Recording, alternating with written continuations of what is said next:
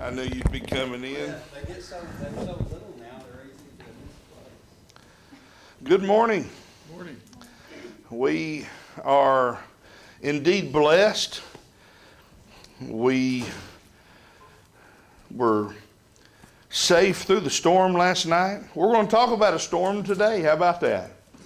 And we're going to talk about a storm that Jesus was a part of, that the disciples endured, and they were safe too. They may not have felt safe. I stayed up last night. I was intent on staying up all night if I had to, watching the radar, listening to the meteorologists and praying. And I believe we all prayed the power right out of that storm. And that's wonderful. But I was going to do my part too. I wasn't just going to pray that God keep me safe. I was going to do my part and be ready to get the family downstairs at the proper time. But they eventually waved off all the severe stuff, and I felt comfortable going on to bed. So thankful for that. We're going to be in Matthew 14, beginning in verse number 22 today. And hopefully we'll get through the end of the chapter. And it's good stuff. Jesus in Matthew 14 has intended on getting some alone time with God, with the Father. And it just hasn't happened that way. He was going to get some alone time in verse 13. But what happened? The people, the masses, come after him, and he is moved with compassion. And then they find themselves in a place where they do not have provision enough to sustain them. They're because of the time crunch, the location, and even though they didn't have provision, they were with the provider. And the Lord performed a miracle there that is recorded in every gospel account, which is unique. And so we pick up there at the end, the disciples have filled 12 baskets full of fragments. They had all eaten to the full. And so in verse 22, it says, "And straightway Jesus constrained his disciples to get into a ship and to go before him unto the other side, while he sent the multitudes away." And so straightway after the feeding is done, straightway after the fragments have been collected, 12 baskets full, straightway Jesus constrained. This is a powerful word. It means that he had to force them. Maybe because they had just come back from the limited commission. He had to constrain them to go.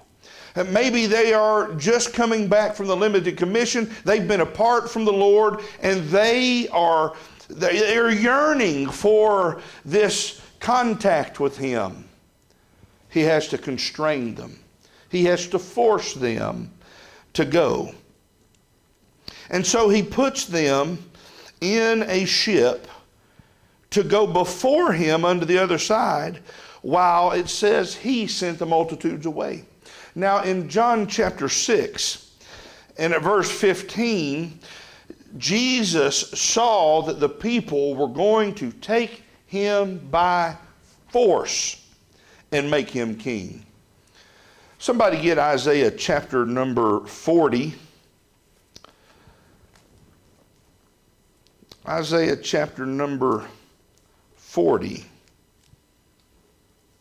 verse 11, and read that for us. "He will tend his flock like a shepherd. He will gather the lambs in his arms. He will carry them in his bosom and gently lead those that are with young." Now, the messianic expectation in the Old Testament, it does not say the Lord is going to feed a multitude miraculously with bread and fish. But the idea of the Messiah is that of a shepherd. and a shepherd provides. A shepherd gathers the people together. And that's exactly what we see in Isaiah 40 and 11. He gathers the people like a shepherd and provides for them. David said, "The Lord is my shepherd.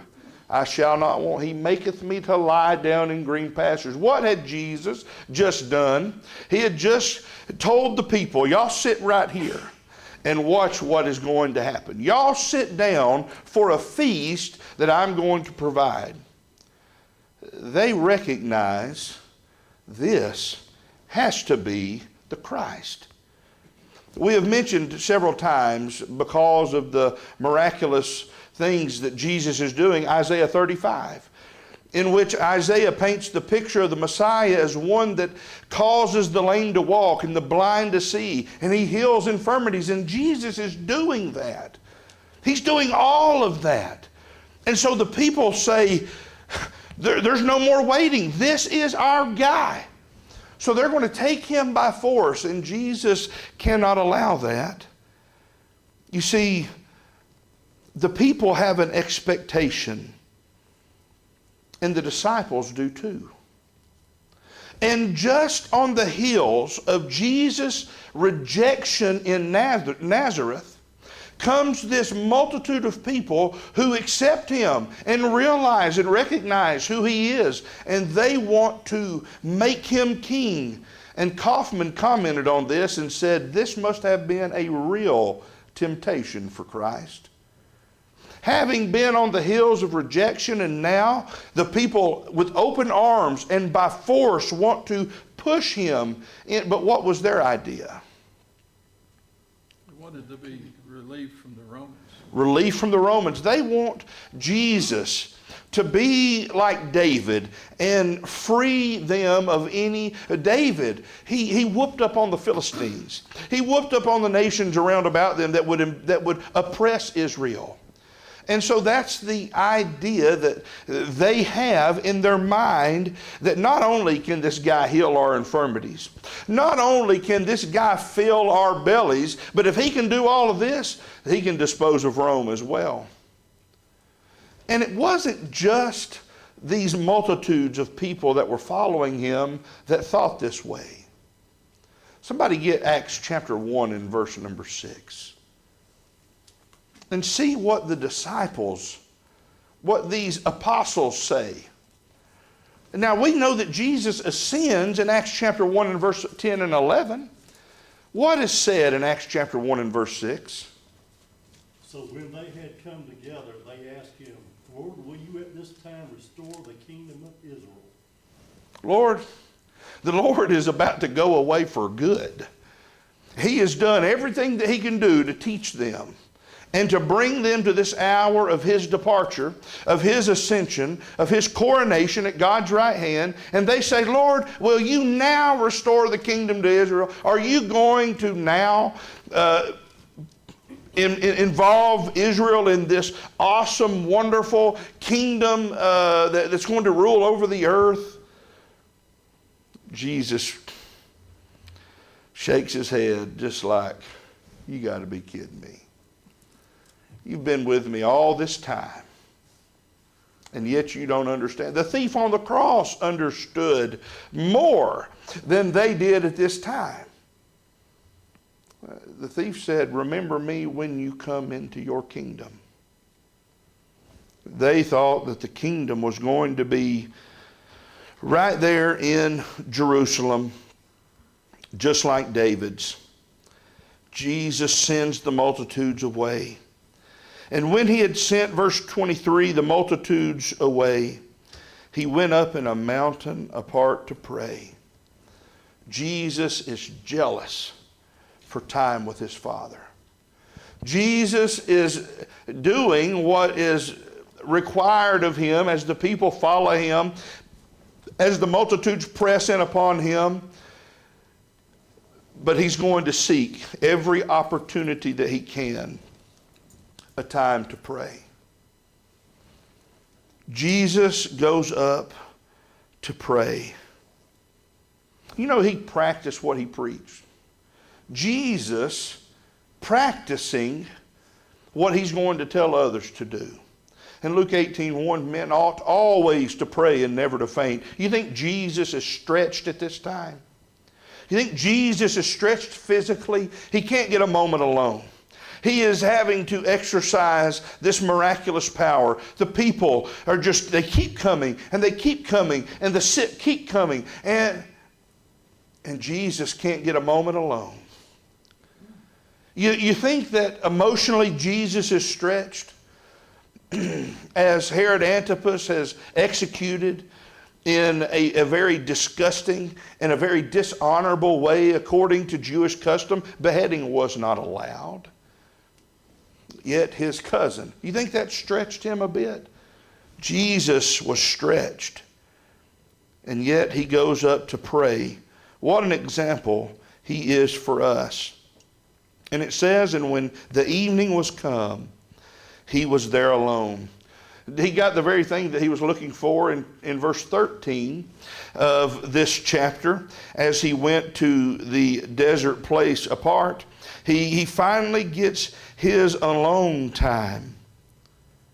And in verse 24, Jesus has constrained them into a ship. And so we pick up in this narrative, but the ship was now in the midst of the sea, tossed with waves, for the wind was contrary.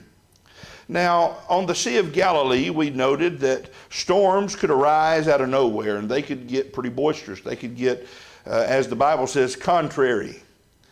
And usually, the Sea of Galilee being a lake, it's what it is, usually the waves aren't as dangerous as they would be in the sea.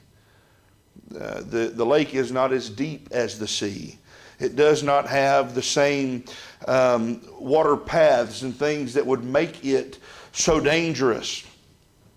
But the Sea of Galilee is a little different in that these waves could get up to 10 feet tall.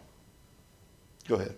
So the wind was contrary. The wind is what makes those waves get Right. so Right. vicious. Yes. Always looked at Sea of Galilee as being kind of a miraculous situation until all those people drowned near Branson, Missouri. That's a small lake south of all the entertainment at Branson. Mm-hmm. And they had those duck boats, World War II amphibious craft, and they went out there and everybody drowned. A lot of them were Church of Christ members. Right. I don't know if you remember that, but a storm came up while they were on that lake, and it swamped that big World War II landing craft.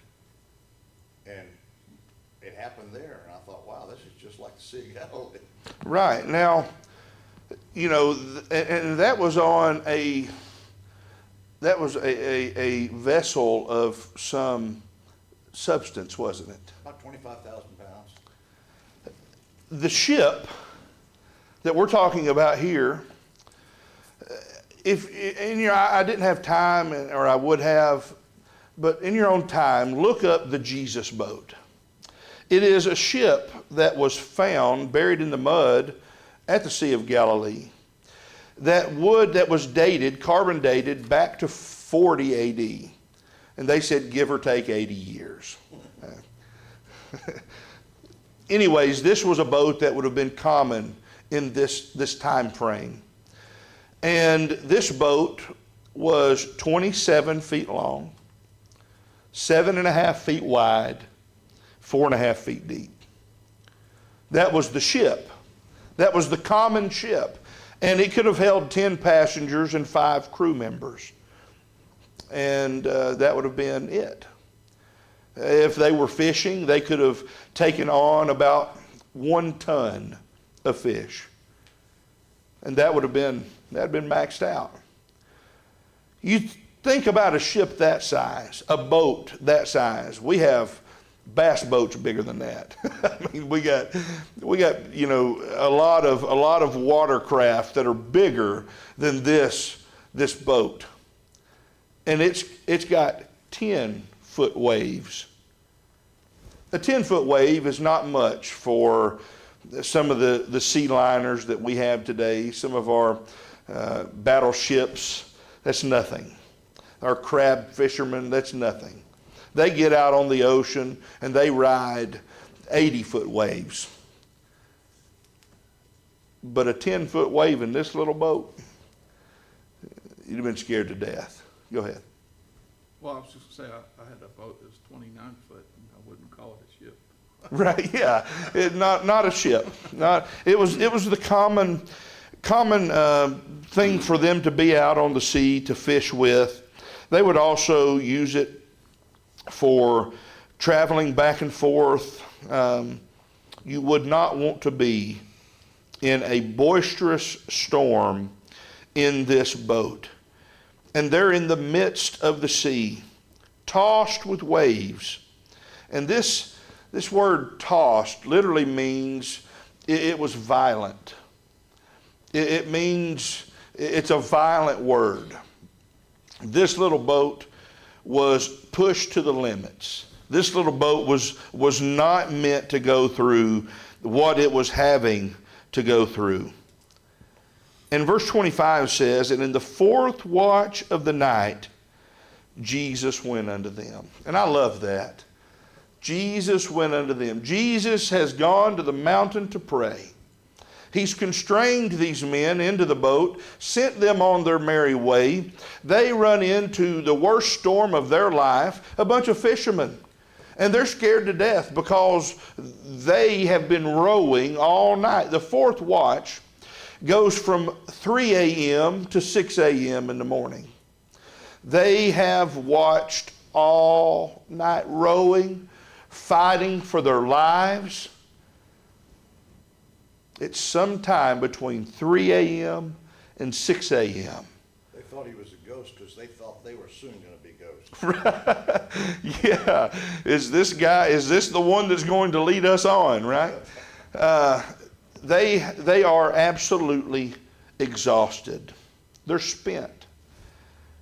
Jesus had been up there praying for them. In the moment of their peril, in the moment of their chaos, in the moments of their catastrophe, Jesus has been in the mountain praying for them, but he comes off the mountain and he comes to them. He comes to them in the middle of their chaos. He says there that he comes unto them walking on the sea. Verse 26, and when the disciples saw him walking on the sea, they were troubled. They thought they had troubles before. Here they see this individual walking on the storm, walking on the very thing that was going to potentially kill them. Maybe this is the master of the sea. And in their minds, maybe this is the one behind all of this evil that's about to take their life. Who knows? I like what Eric said. Maybe they see themselves shortly joining this individual as he is. We've seen it depicted on film like he's glowing or something. But Right. It was one of those things that said, I thought I saw something. I did too. It looked like a person. Yeah. And I think he was just himself out there. Yeah.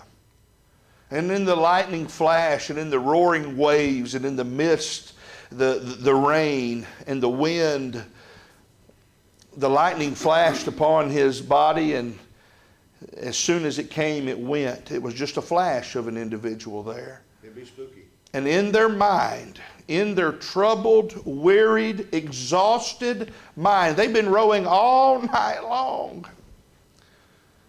Who knows, they've probably been fighting this storm for up to 6 hours. Go ahead. Seems to me this whole thing is like a pre-planned lesson for them. Very well could be. Jesus is up there praying for them, knowing what they're enduring. Go ahead. And here it is, the lesson for us. They're, tossed with waves. That's what happens. We're all faithful and all that, and we get tossed with waves, and Yeah. we can, Jesus constrained them to get on the ship. They were doing what Jesus had asked, and some tremendous waves come around, and And then they start, wondering, is this it? And can barely even recognize Jesus as, not even. And have you thought, maybe in their mind they're saying, this is his fault. I mean, he made us get in this boat and he told us to go over here, and now look at this predicament we're Well, in. Mary and Martha said if you had been here, Lazarus Wouldn't have died. So it was a natural. It is. It's a human instinct thing. Go ahead. This shows that the Lord is the master of all the universe, all creation. Absolutely. Absolutely. He comes walking on the very thing that they are troubled by. But it said when they were troubled, saying, it is a spirit, and they cried out for fear. Now, they had been working out of fear before this. They had been toiling all night, in no doubt, to try to save their life.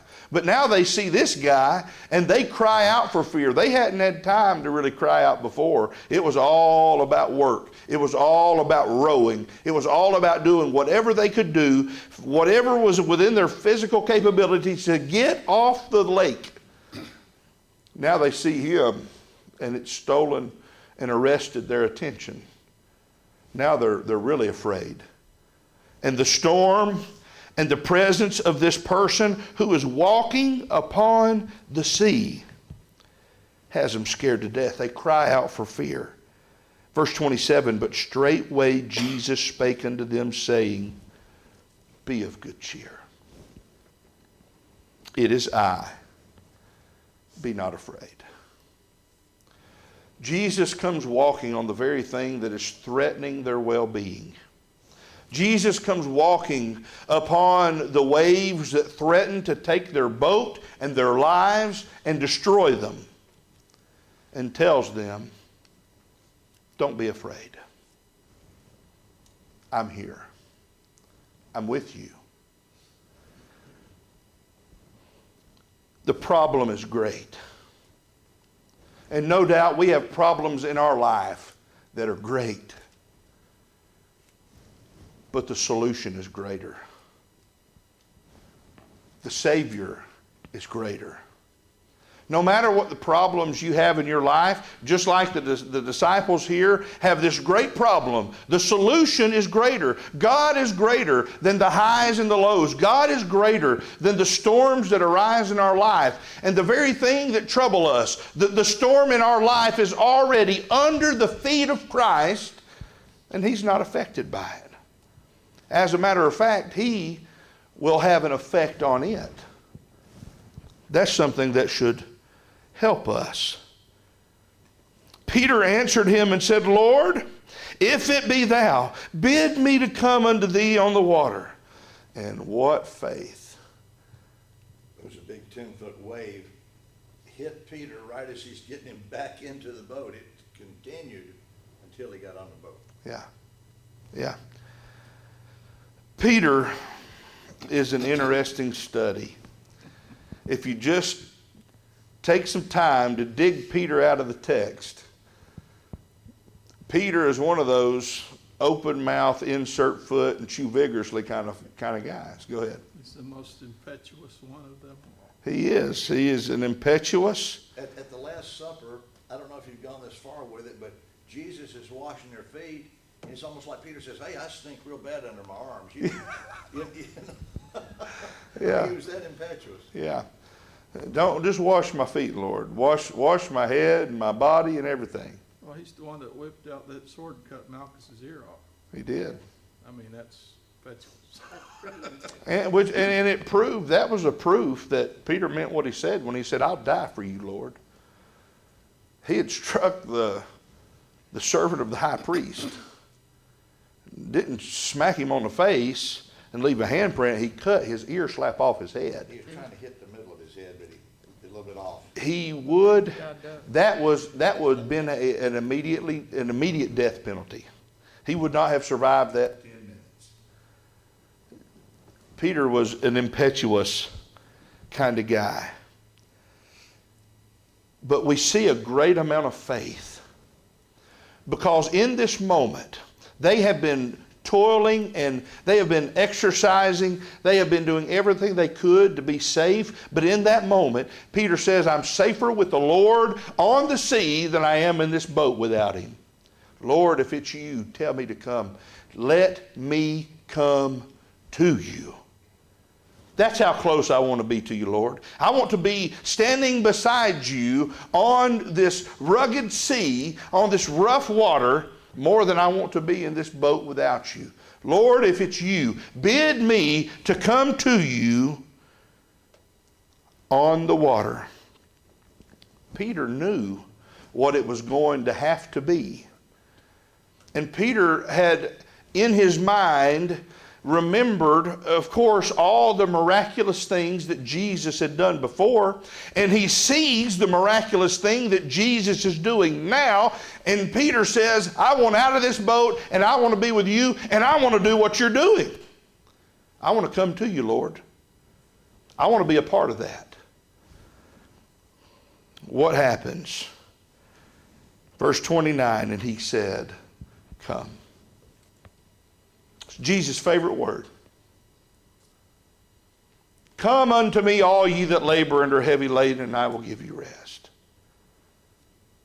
Take my yoke upon you and learn of me.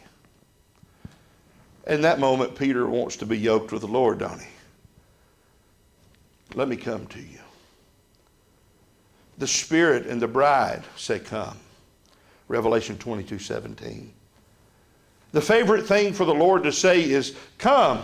And so he bids Peter to come out of the boat. And when Peter was come down out of the ship, he walked on the water to go to Jesus. And it's incredible. It's a miracle. Peter is doing the very thing that Christ is doing. And it took a boatload of faith to get him there, didn't it?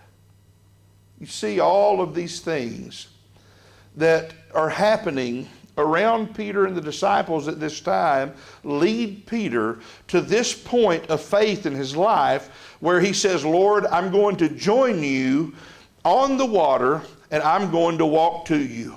Just say the word and I'm there. And Jesus says the word and Peter hops out of that boat and he starts strolling across the water to go to Jesus. And all the time the storm is still raging. All the time the waves are still crashing. All this time the thunder is still rolling. It's still black as midnight.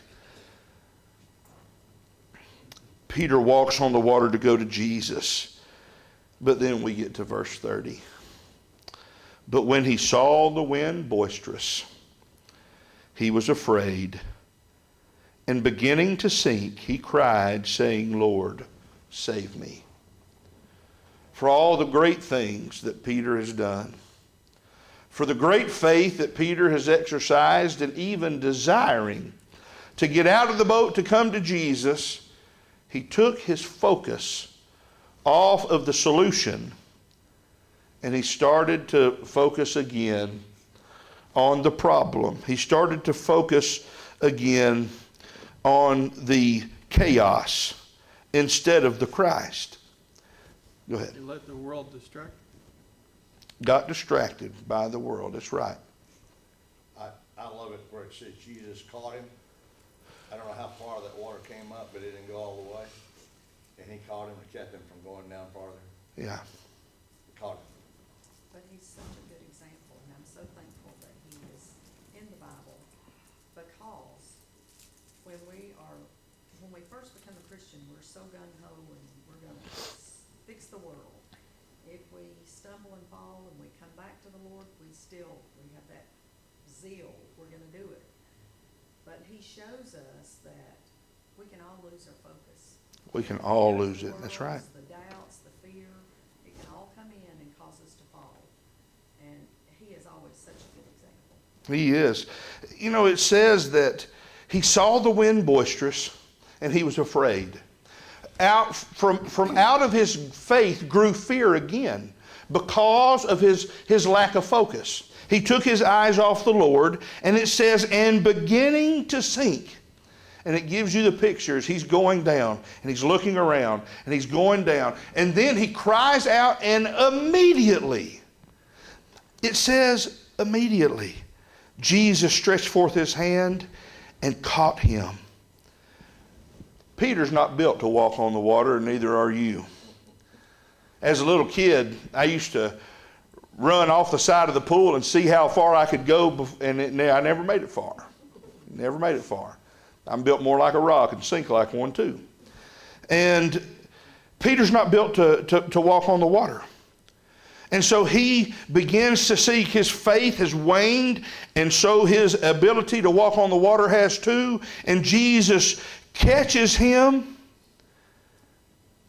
And what's interesting is what Jesus said, "O thou of little faith, wherefore didst you doubt?" You know, that word doubt means divided in two. In that moment, Peter was torn in half. Half of him wanting to go to Jesus, half of him stuck on the storm that he was in. And that's what Jesus is saying. Peter, why are you divided in two? Why aren't you fully allegiant? Why isn't your faith and your face fully set on me? Why'd you doubt? And what a lesson that is for us too. What does divided allegiance get us? Makes us waver in our faith. Makes us sink in the sea of this life, just like Peter. Divided house cannot stand. A divided house cannot stand, and a divided faith cannot save. Jesus points out the exact thing that caused Peter to sink, and it was his divided attention. Jesus said, "He that forsakes not all that he hath cannot be my disciple." He wants us to focus solely on him. It's a singular focus on Jesus that gets us through the storms of our life. But he mentions his little faith. And you know what? I think a little faith is better than no faith at all.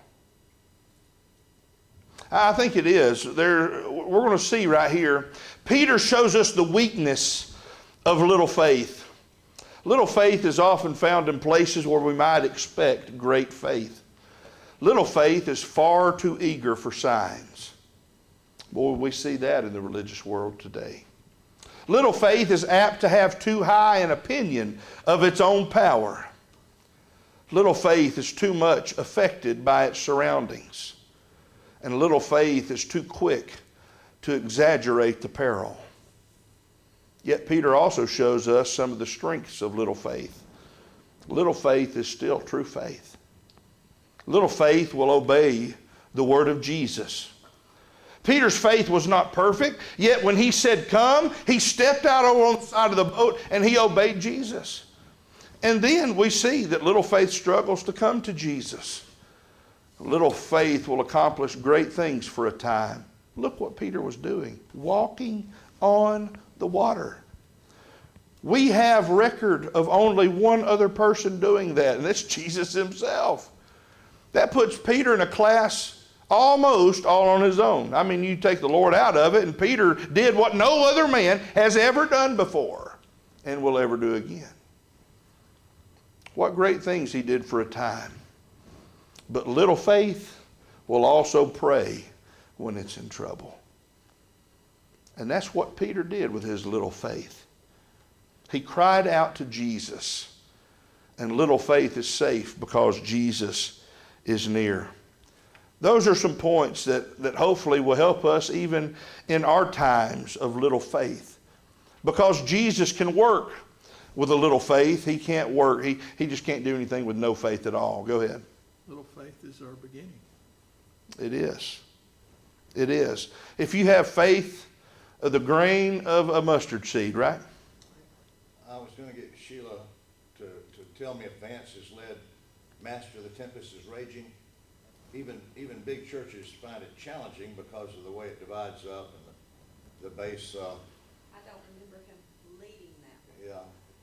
But what about you, Robbie? Have you ever led it? It really is appropriate here. Yeah.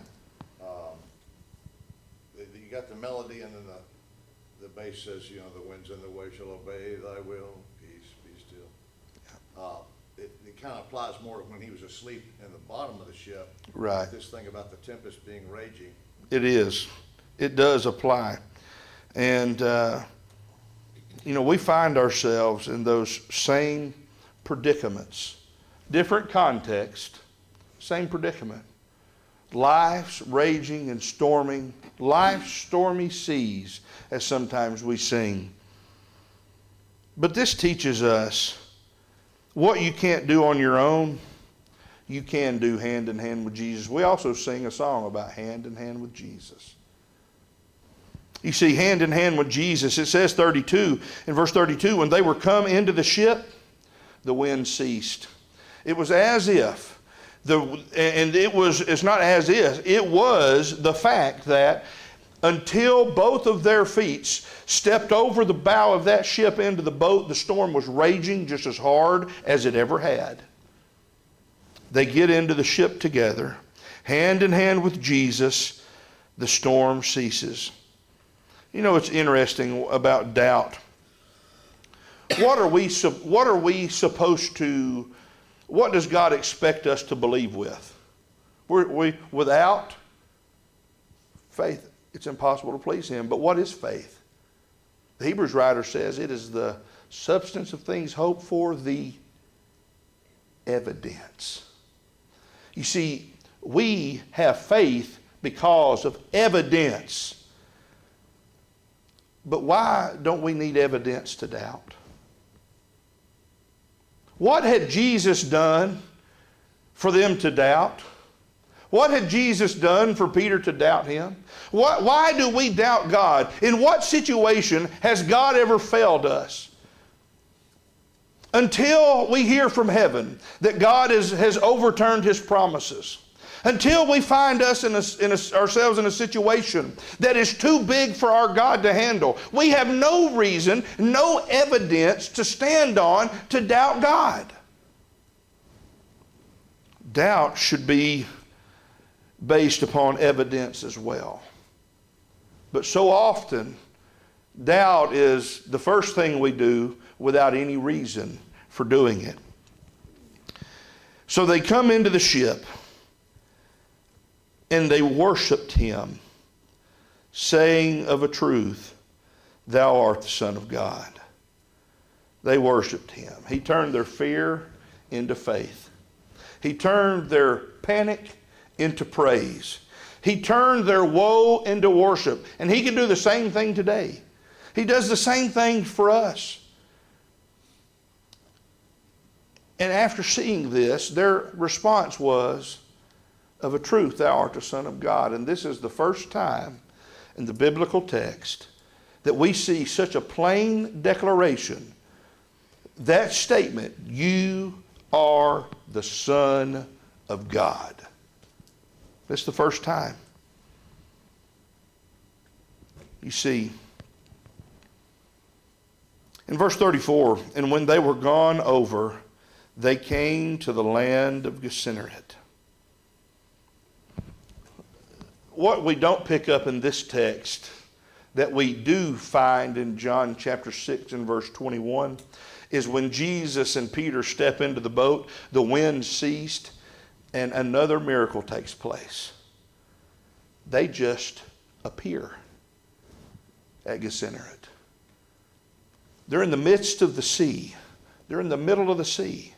And what John's account tells us is they just appear on the shore at Gennesaret. The rowing was over at that point. The rowing was over. And so they teleport with the Lord across the sea, from the middle of the Sea of Galilee, unto Gennesaret. Now, what had Jesus done prior to this? He had left the area and rule of Herod Antipas. But Gennesaret is inside the area of Herod Antipas's territory. So Jesus did not leave the territory of Herod Antipas out of fear that Antipas would do something to him. He has a plan all along. Jesus doesn't operate on fear. Jesus doesn't operate that way, and he wants us to do the same. You see, Gennesaret was not just a city, it was a region. And it was the western shore south of Capernaum. And when the men of that place had knowledge of him, they sent out into all that country round about, and brought unto him all that were diseased. The same thing is taking place now as before. And he besought him that they might only touch the hem of his garment. And as many touched were made perfectly whole. One interesting historical note is that the Pharisees and the Essenes would never have done that. You see, they would not walk in a crowd. They did not want to touch people because there was no telling who you might touch that would make them ceremonially unclean. But the people who had faith in Jesus said, if I can only get to the hem of his garment. That's the power. And that's the faith that we can have in the Lord. And the things that we often fear, we need to remember are already under the feet of our Savior and our King. Go ahead. He knows those that touch his garment too. Yeah. He knows he's been touched. You know, we see this kind of thing also, people passing through the shadow of Peter, or having the handkerchief of Paul being healed. You don't have to be smacked upside the head, hit with a Bible, or slapped with a coat to get a healing. Not that we see today. Thank you so much for your attention.